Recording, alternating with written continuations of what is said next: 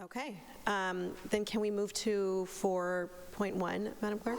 Of course, Madam President. We will pick up from the table item 4.1, a resolution by Councillor Clingan that the Middlesex District Attorney appear before this council to provide an update on the unsolved murders of Deanna Kremen and Charlene Rosemond. Councillor Clingan. Madam President, thank you. I put this item in on the request of the Middlesex District Attorney. She did respond to our resolution last week and asked to come before us.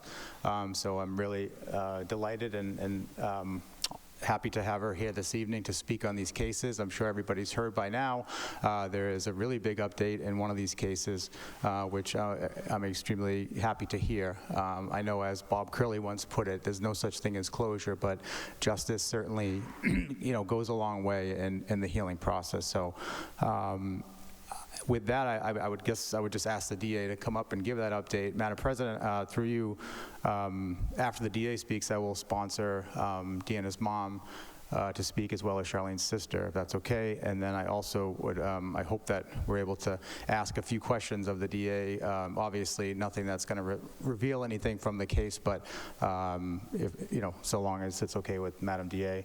That's all, Madam President. Thank you. DA Ryan, welcome. Join us. Thank you. Thank you for having me. I brought some props. Yeah, sure. That poster, as many of you know, in 2019 we started what we refer to as our cold case unit, and that was born of the first case on there, a case that I tried myself after having worked on that case for 20 years. That case involved the murder of a young single mother who was found dead in her apartment in Lowell by her 3 children when they came home from school. And seeing for 20 years, watching those kids grow up, living lives that were certainly not the lives that their mother would have wanted for them, really made the point of this is something that when people come into this county, they commit a serious crime, they take someone's life, the message we have to be sending to them is we have not forgotten and we will not give up. So we created this unit really based on that first case there, Patricia Clark, and since then, including today, we've been able to bring to 10 families answers as to what happened. And you're right, there is no such thing as closure. It does not change the loss that a family suffers. What it does do is begin the process of accountability, and that is what's critical. So I am happy to talk about that unit. I'm happy to talk about some of our cases. As many of you may have heard today, we were able to call Charlene Richmond's family and tell her that we today were able to obtain a murder indictment against an individual for the murder of her sister all those years ago this week. We were also able to identify another individual who prior to today has died of natural causes, who we are confident that had he not passed away, the evidence would have been sufficient to indict him as well. So that happened as a result of really hundreds and hundreds of hours. And to our cold case unit, headed by Assistant District Attorney Dave Sollett, to the Somerville Police Department, who never gave up on this case, and to the state troopers assigned to our office. The trooper who stood with me today had actually responded to the scene in Union Square 16 years ago. And I think that's the piece about cold cases. People say all the time, when is it going to be done? And we don't ever know that, because we don't know what is going to be that piece. You can be 80% there, and you don't know what that missing 20% is going to be. You don't know where you're going to get it. And it comes in a variety of ways. I think right now people think of it always as a forensic piece, that suddenly we're going to get a DNA match or we'll find a fingerprint, and we have had that in some cases. We probably much more often, it is the result of the passage of time. People who were confidants or girlfriends or significant others at one point aren't in that relationship anymore. They're much more willing to talk about what they know. Sometimes people do things when they're young. They become adults. Maybe they have kids of their own. and they now realize how important it is to come forward. We have had a couple of cases where people facing a very bad diagnosis of their own realize that they don't want to leave this world with things on their conscience that they knew, and that is often what starts that process of being able to go forward. So certainly we use cutting-edge forensics. We are the only office in the state who has a forensic genealogist on our staff that has helped us with some of these cases. But the vast majority of these cases have been solved by good, solid investigative work. So I'm happy to answer any questions that people have, either about cold cases in general or about either of these cases, understanding, particularly with respect to the Cremens case, and I've talked to Kathy as well, that there are limited things that we can talk in specifics about. Councilor Klingon. Thank you, Madam President. Yeah, as I had mentioned, I would like to sponsor, Rosaline, if you want to come up and say a few words. Welcome. Rose, just read your name into the record and your address. Sure. Rosalie Rosemond. I am the younger sister of Charlene Rosemond. And being able to receive that call, I was here a couple weeks ago talking about how my family and I feel like each year there's no answers, there's no justice. And for me to be back here as soon as I am, because we received that call, is absolutely, both heartbreaking, and my parents and I are also happy at the same time. It's unfortunate based on the circumstances. We would prefer not to be here at all. We would prefer not to have that call be received and for my sister to be here, but since she cannot be here, one step towards justice is the best thing for my family and I to start to grieve the proper way and to feel like there's some type of closure. So we're appreciative for all the law enforcement work that has been done. As I've stated before, I don't feel like a lot of people in the community of Somerville has been helpful. However, I know there are a few that were willing to come forward, so I'm grateful for their part as well.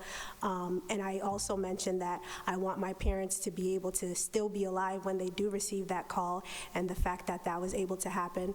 My parents both wanted me to mention today that they are, extremely happy to be able to receive that call, and that as heartbroken as they are, they're going to be there every step of the way to make sure that the people responsible for killing their daughter is put away. And we're just happy that we're able to start the process of getting the closure for my family.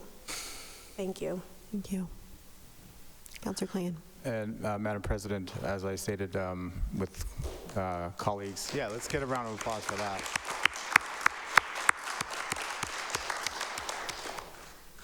This is a hard one. I'd like to bring up my friend for many years, my friend's mother, Catherine Kremen, who has yet to receive that call, and who would like to come up and say a few words. Catherine, if you could just come up. Welcome. Thank you. Thank you. Hi, my name is Catherine Kremen. I am Deanna Kremen's mother. This year it's been 30 years that Deanna's murder's been unsolved. Excuse me.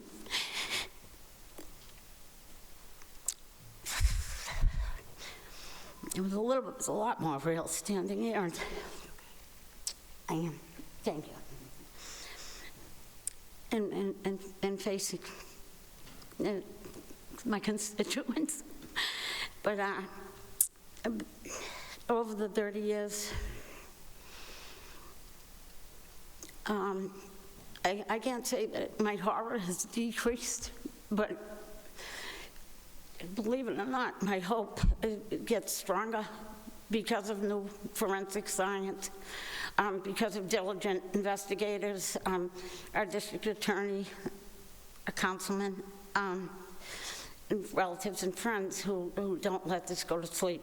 And on that, I know that there are so many murders that are just like, oh, well, another one gone because the world is in such chaos. But, what happened to Deanna and what it inevitably did to my family And a lot of her friends, where her presence would have definitely made a difference in their lives. And maybe hers, theirs and hers. I don't know who killed Deanna for a fact. I know where my suspicions lie, but you can't close that door either until you have absolute proof. And I do believe that, talking about this at this time and keeping the bubbly little life that she had, her kind heart, her strong ambitions and insight for her growth, for her, what she was going to do in the world with her skills. And I just want people to be peaceful with one another the way Deanna would have been, and then I don't know where I'm going. And never give up hope that Deanna's murder is going to get solved. Thank you. Thank you.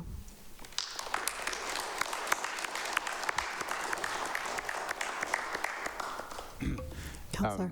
Madam President, if I could just sponsor one more speaker. This is a friend of Deanna's of many years, Jamie McDonald, to come up and just say a few words. I think it's, we often hear from family. I think it's important to hear from friends, and because why I put this order in is because the way it impacts the entire community, and Deanna had a lot of friends, and so I just wanted to have that representation here this evening. Thank you, DA and everybody in presence here. So my name is Jamie MacDonald. I grew up here in Somerville alongside with Deanna, and have spent the past 30 years of my adult life along with Jesse and Kim, another friend of ours, trying to do whatever it is we can do to bring justice to Kathy and Bert and the rest of the family. There has been no stone unturned. As a friend, as a community, we have had rallies, we've had walks, we've had masses, we've done everything we can do to try to keep her memory alive. But we have a capacity, and there is a boundary as individual citizens that we can only take it so far. And here, 30 years later, which is unfathomable to be here still and have the same answer that I had as that 16-year-old girl when I was pulled out of high school to be told my friend was strangled to death. I have that same answer today, which is nothing. There's no reason. There is nothing. I too have my suspicions, and I'm sure much like Charlene's family, having suspicions maybe. It's not changed in 30 years, and it's not going to change 30 years from now. But the only thing we can change is the result of what's going to happen. Deanna deserves to rest in peace. We all deserve to rest in peace. I'm a mother of 3 sons. My mission in my life goal is to make sure I raise good humans. We lost a really good human. We did, and the world was gypped of her. I'm asking you, DA, please, whatever there is, whatever DNA that we have not done, do it. If we've done it, do it again. If there's someone willing to help, let them help us. Anything. I can't continue on and have no answer for my friend. I don't feel I am doing her justice right now. Thank you.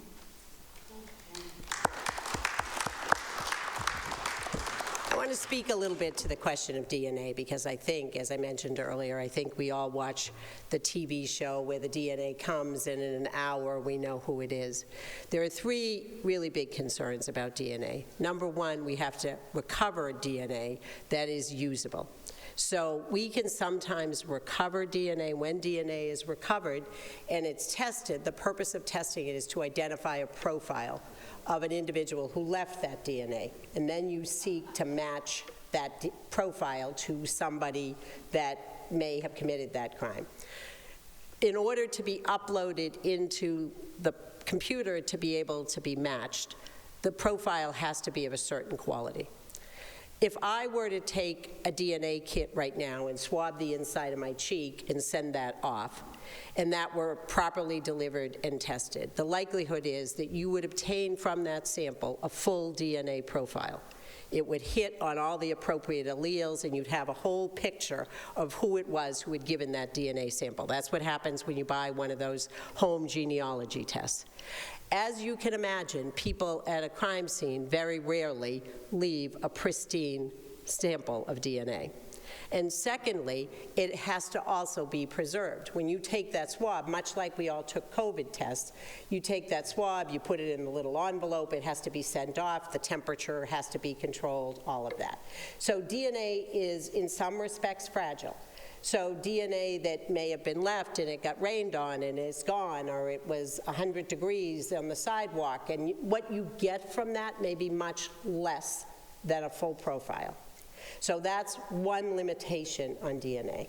The second is, even if you are able to develop if you're going to test, we are required by law in Massachusetts, if I have a sample and I'm going to do a certain type of DNA testing on it, I have to take a sample that is twice as big as what I need, because 1/2 of that same sample has to be preserved, because when we identify a suspect, that person and their attorney have access, has to be given that other half so they can do their own testing.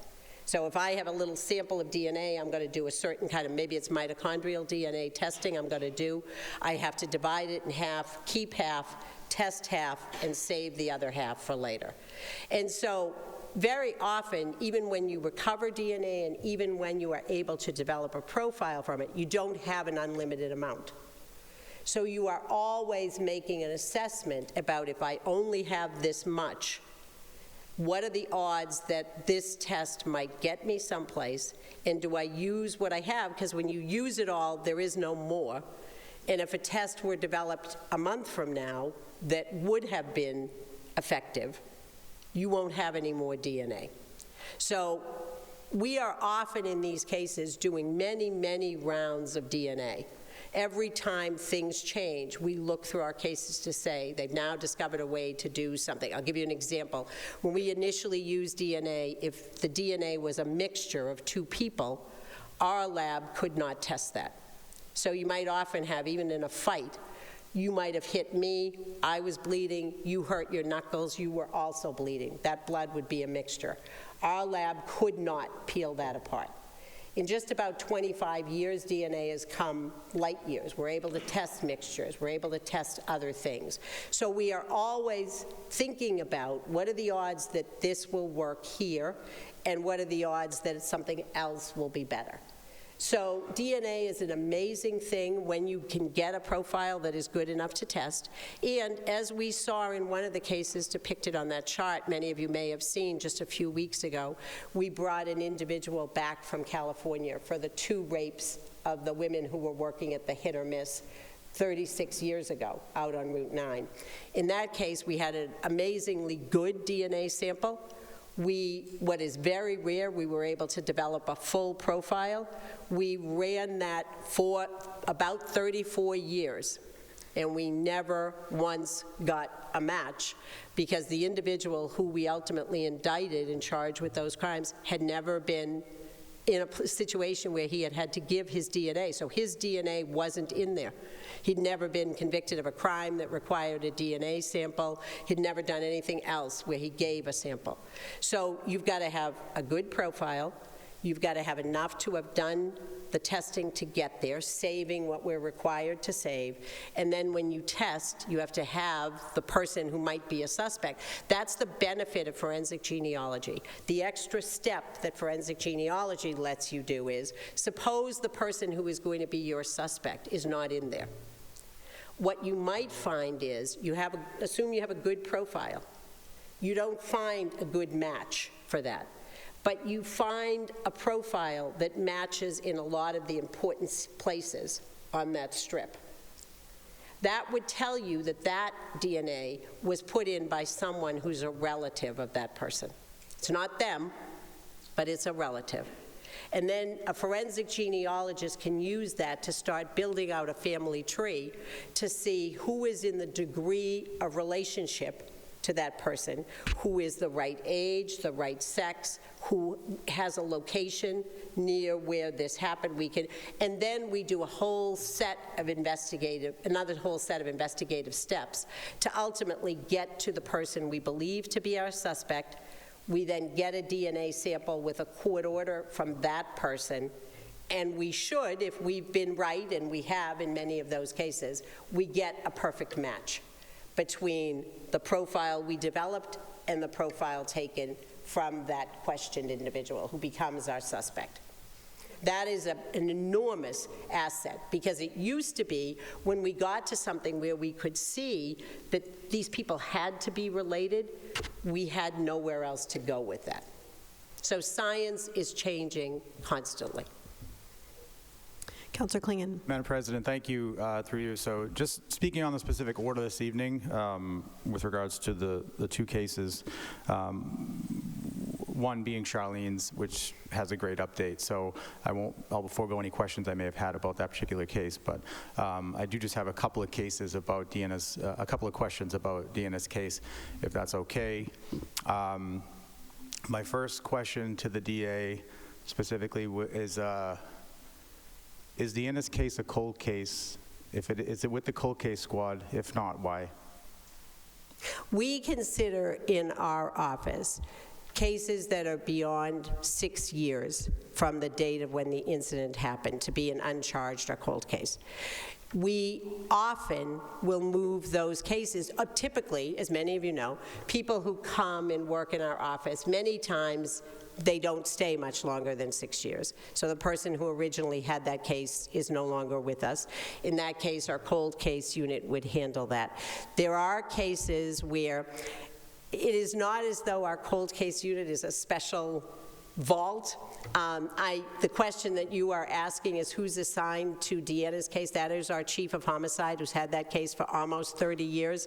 Her office is next to Assistant District Attorney Dave Sollitt's office, who is the head of our cold case unit. They work very closely together.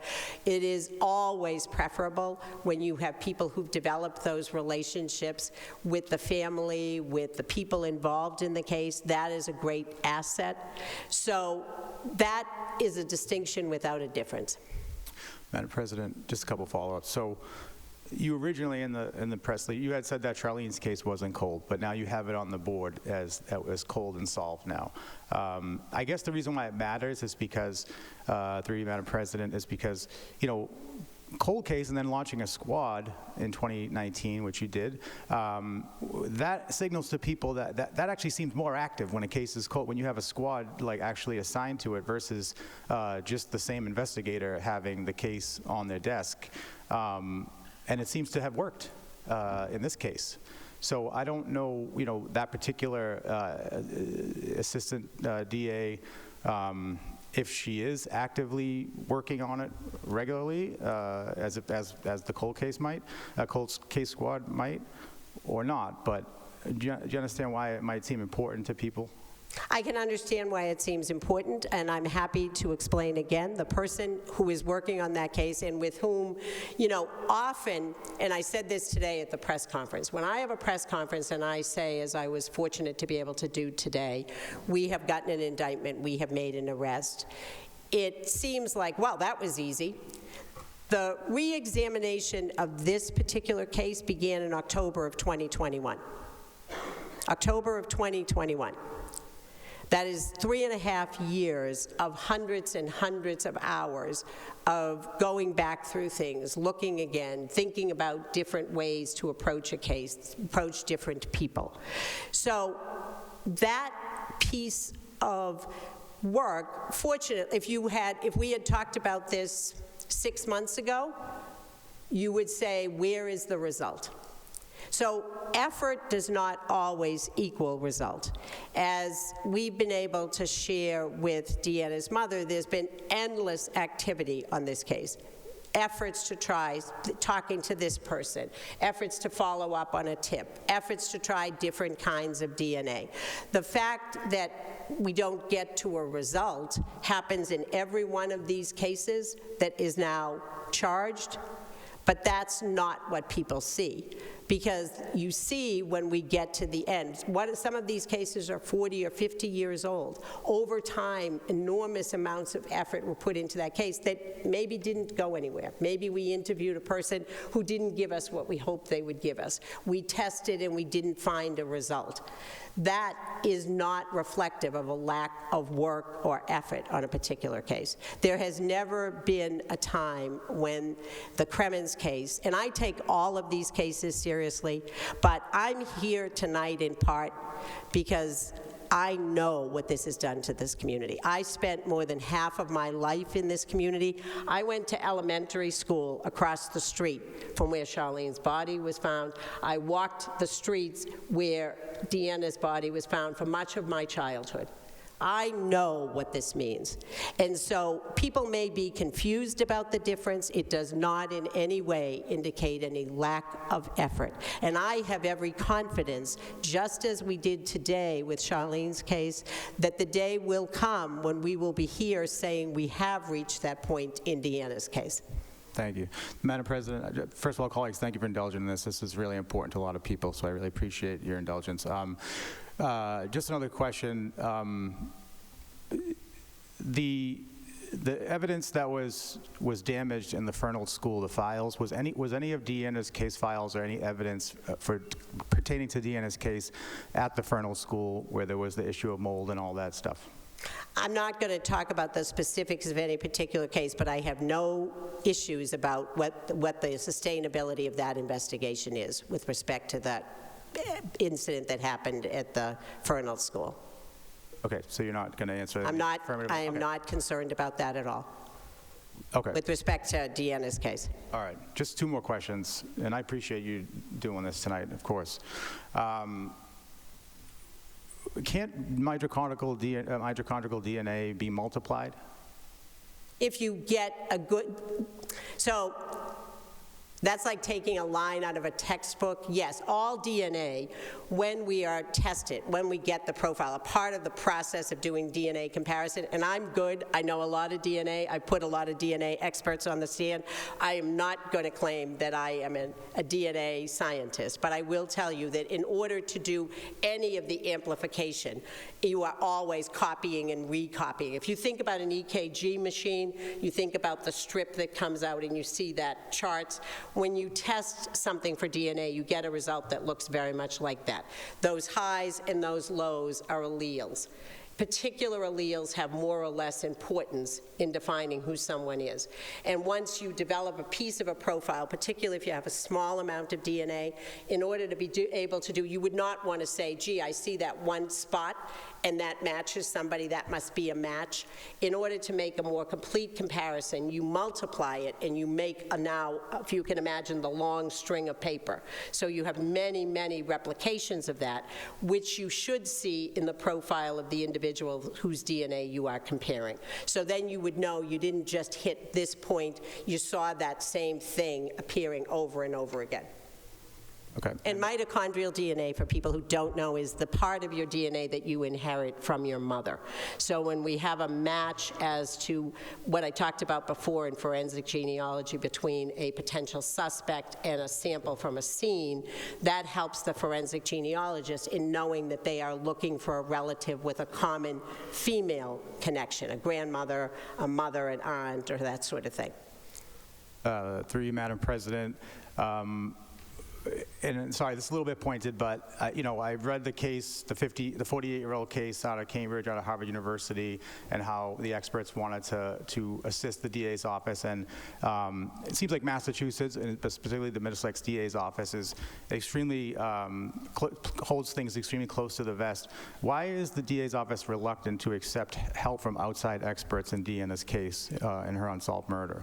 It's not an issue of accepting help from outside experts. As I previously said, we are the only office in the state that has a forensic genealogist on our staff that we brought in. Unfortunately, and I know there's some information or thought about this, it's not a case where we can just bring a whole bunch of people in and show everybody all the evidence. I mean, we can't crowdsource this. So, yes, of course, we reach out, we use other experts, we use that in every piece of our work. I was talking in the other room about our adaptive swim program, where we partner with companies that provide swimming lessons for neurodivergent children. We sometimes use other partners or other labs. We use private labs in some cases, for instance, Bodie Lab in Texas, lots of those other things. We bring in often anthropologists if we have pieces of evidence that are recovered and we need to do that. So there is no reluctance to use other experts. We do not, because in the course of an investigation, one of the pieces that's critical in an investigation for a number of reasons, but particularly in verifying a statement that we might get, there are always pieces of a crime that are held very close to the vest, are not part of the public discussion of that crime. So that then, were we to reach a certain point, talk to someone, someone tells us that information, we know that they didn't get that from the Boston Globe or Channel 5.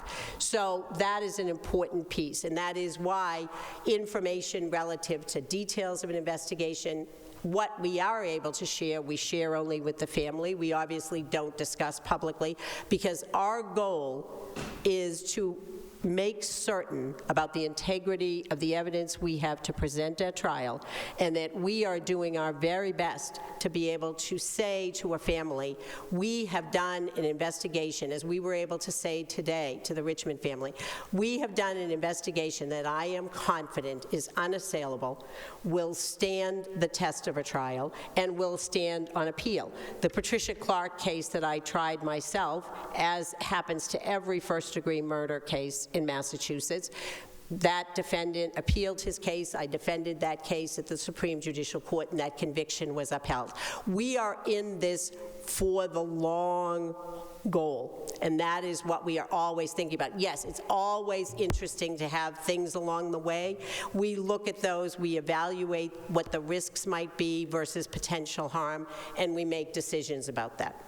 I know in 2013 we brought 48 hours to the table, like with you, sitting at the table. I can't hear you. Oh, I'm sorry. In 2013 we had 48 hours at the table with you, the TV show, that were willing to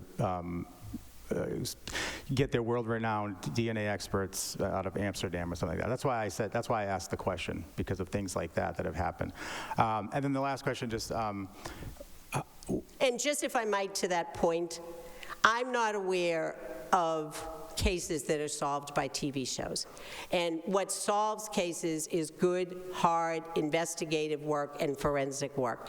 What is helpful from a TV show, and what I'm asking as a charge tonight, I am very confident that there are people in this city who have information about Deanna's murder that could be shared with us. That is what would be helpful, is if people, there have been a number of people who we have sought to talk to, who have an absolute right not to talk to us, but it certainly is my belief that they have information that would move us down the chain. That is something that would be helpful.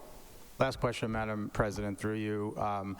Is there anything you are willing to or would consider, many other police stations around the country, police departments around the country, sometimes release facts from the case that actually work to generate leads, generate, energy, stir the pot. Is there anything, or would you be willing to release something new for people to grab onto and hopefully? I've given numerous interviews about this case. I take every opportunity, that's why I'm here. I take every opportunity to speak publicly to the media in other forums about this case in the hopes of dislodging some piece of information. I am happy to do that. Are we going to share the contents of an evidentiary file? No, I don't anticipate that will happen. No, but through you, Madam President, with all due respect, you understand what I'm saying, right? No, I don't. Okay. Well, I'll send you some links after the meeting. But it just, at this point in time, I think everyone is just like, what do you have to lose? I mean, we're talking 30 years here. I don't know. Respectfully, Councilor, if you look at the chart, and I brought copies of that chart for everyone on the council, so you don't have to do the stretch. You were nice to hold that for me. But you can take a look and see the cases that were solved at 40 and 50. Frankly, I think if you and I had had a conversation 2 weeks ago about the Roseman case, you would have said to me, at 16 years, why can't we just release everything? Unfortunately, we are an incredibly transparent office. You can go on our website, you can see full releases as to any officer-involved shooting, as to our data, full releases as to our cold cases. Are we doing those kind of releases in the midst of an investigation? Unfortunately, we are not, because I believe there is not a time limit. I do not say, gee, it's been 30 years, I guess it doesn't matter what we do with that evidence, because the importance of double jeopardy and being able to ultimately go forward and have preserved chain of custody, preserve the integrity of who we're talking to, matters when we get to trial. So through you, Madam President, when that ADA retires, will that case then go to the cold case squad? I assume so, yes. That's all, Madam President. Thank you. Thank you, colleagues. Councilor Mbaugh and then Councilor Wilson. If it is still uncharged. Sorry, I'm sorry. No, thank you, Madam President. Through you, I want to thank my colleagues for bringing this forward and also putting it before the council year after year. And also, I want to thank the families, and friends that, for being here and for speaking. To you, the DA, I appreciate the forensic genealogy session. It's really helpful for us to learn about your work and the methodology that you use. I just want to express first my sincere gratitude to you and to your office, for the work you've done in resolving this case, especially for Charlene Rosamond. We recognize the significance of this development, for her family and our community. So we want to thank you for your dedication in pursuing justice. Thank you. And we also want to extend our continued support to the family of Deanna Kremen, and we appreciate your ongoing commitment to seeking answers in her case as well. It's very sober, to listen to everything about her. So these efforts are deeply meaningful to us who care about truth, justice, and healing. I want to ask you just maybe like 1 or 2 questions. The first one is like, what support systems, are available to families of victims, in long-standing unsolved cases? Like, what support system do you provide to them? We provide anyone who's been a victim or a witness in one of our cases with the services of our victim witness advocates. We also make referrals to any other services that may be appropriate.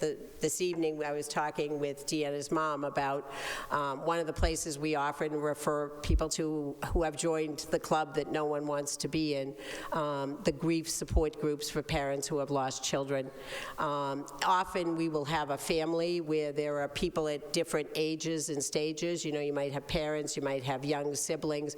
We make appropriate referrals to that. We also have created within our office a very unique program for when either police or our troopers respond to a scene, some kind of traumatic scene, whatever it might be. Someone might have died by suicide, it might be a homicide, and there are children present.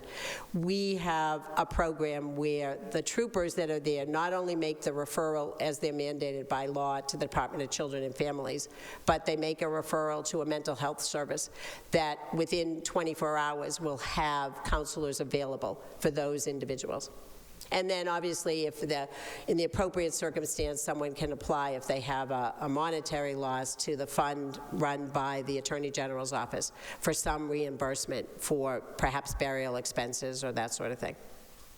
Thank you. Thank you for that response. And through you, and one last question is, I'm curious to know how your office, currently is communicating with the families as well. Like, how do you engage with them? with families on our cases. We meet with them regularly. We have an advocate who's advising them of every date. One of the great benefits of COVID has been for families, families are always able to attend any of the court dates. Not everyone has the resources to take time off from work or to get themselves and maybe their children or whoever to a court date. So one of the few benefits of COVID has been the courts have been more open about letting families join by Zoom.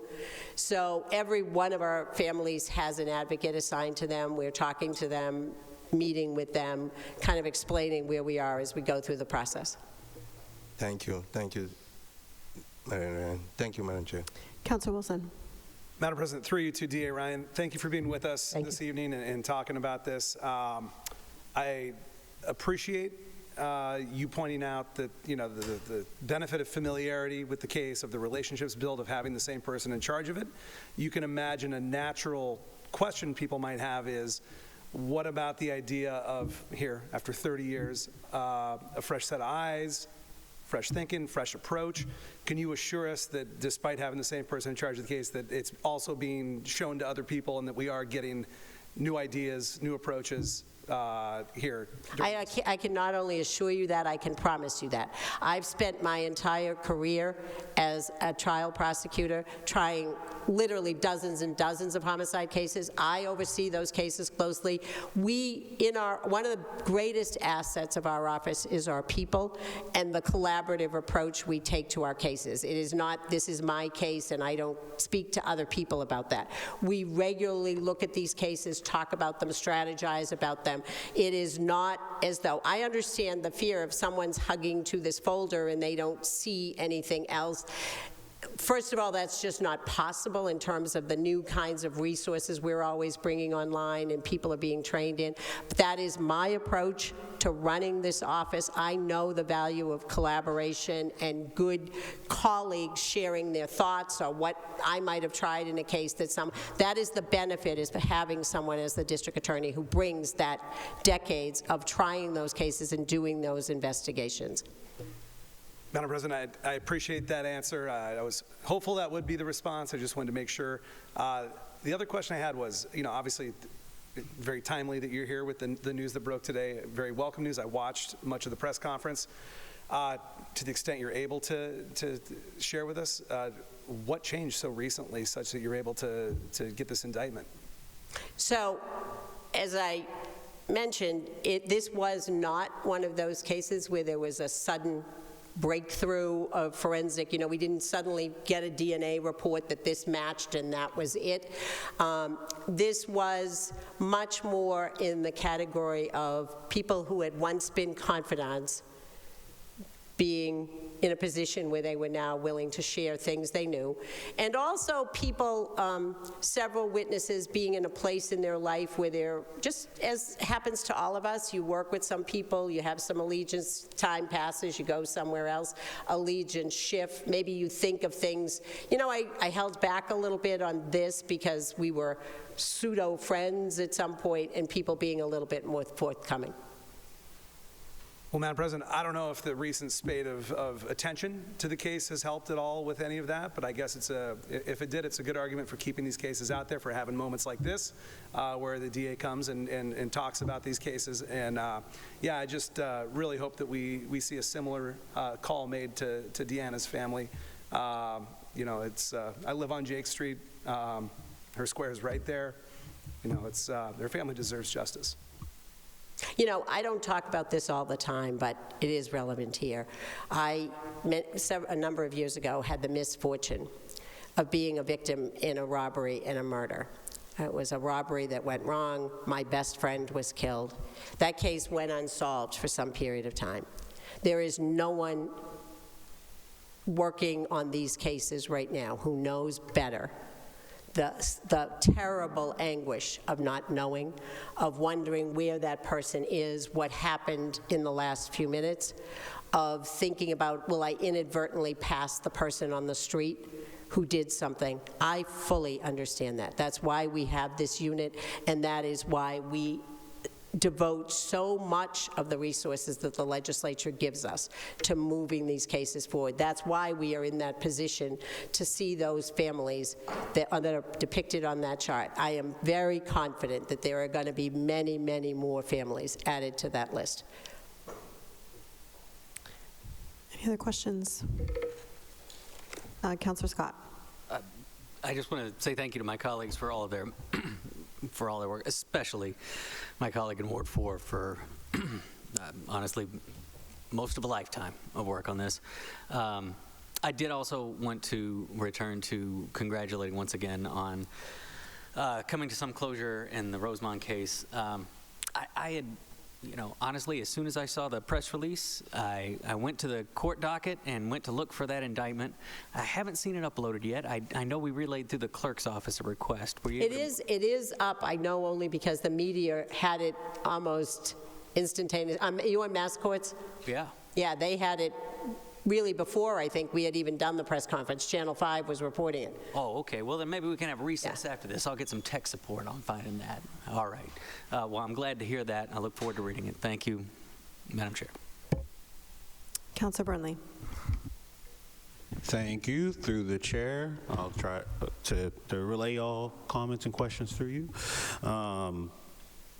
At the risk of being repetitive, I heard your answer to my colleague at large around the importance of having all these different eyes on the evidence and making sure that it is collaborative. To me, it begs the question that if that is the case, and if it is the case that your office considers any case over 6 years a cold case, why is this not housed within the cold case unit? If there's already all this collaboration, why not just shift it over? Maybe the confusion is it is our cold case unit. It's headed by Assistant District Attorney Dave Solid. He has working with him some paralegals, some other support staff, and then obviously we have the resources of the state troopers assigned to our office. We are fortunate to be a big enough office to even be able to create a unit where somebody can devote their time, but we have one person who's doing that, and one attorney who's doing that. So, and he has a very big caseload that he is working on, and you see the results. There is a value, and one of the things that we strive the hardest for, because we hear it over and over and over again from families, in having people who don't start over, it's nice to meet you, can you tell me all about the heartbreak you have been through? And it also is, in a sense, knowledge of what we know when a name comes up. We know who that person is. There's a great value to that. So there certainly are cases. We are also fortunate to have a number of wonderful lawyers who have made this their career. So there are a number of cases where people are still in our office and they're still working on those cases, communicating with those families as they have for years. So it is certainly not the case that every single case over 6 years old is in that unit. For instance, Patricia Clark. I kept Patricia Clark. I worked on Patricia Clark. That was 20 years old when we ultimately identified that perpetrator. The same is true with the Jane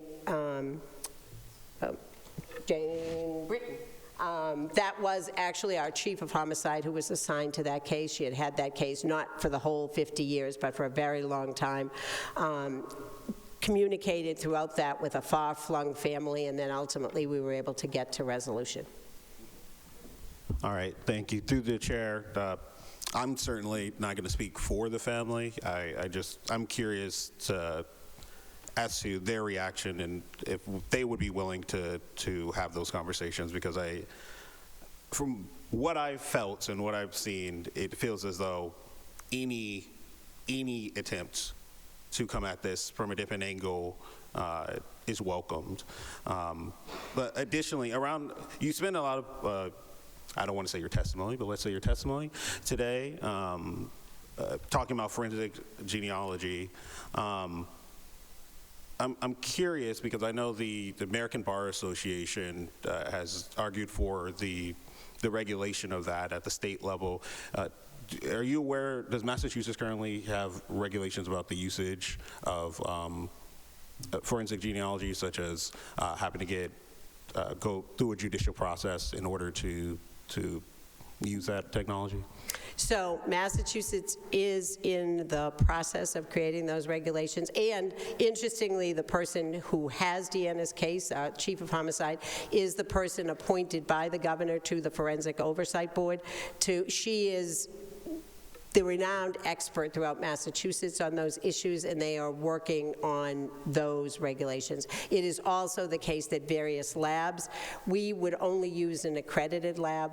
The process for a lab to become accredited is very stringent, and part of it is the accreditation, part of the accreditation process is having those kind of internal controls.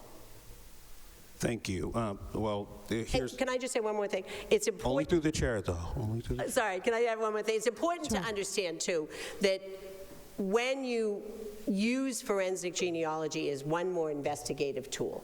So, for instance, we might use, this hasn't happened to us, but you could potentially do that family tree, and it looks like it might be X, person X. We don't get a warrant and go out and get that person. We then begin a whole different investigation about that person, and is that person anyone who might be somebody we should consider in our pool of suspects.